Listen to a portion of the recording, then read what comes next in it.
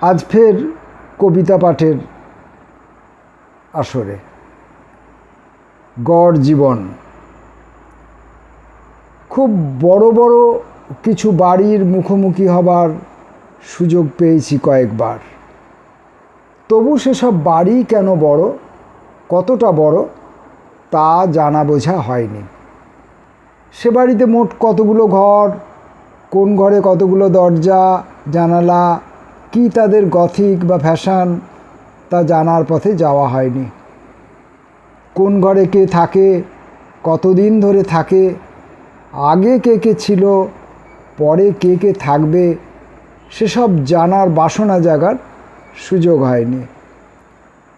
সেসব বড় বড় বাড়ির বাইরে যেসব ছোট ছোট গাছপালা থাকে, অলিগলি থাকে, কল্পনা থাকে, গল্পগাছা থাকে, তারা আমাকে তাদের মধ্যেই আটকে রাখে।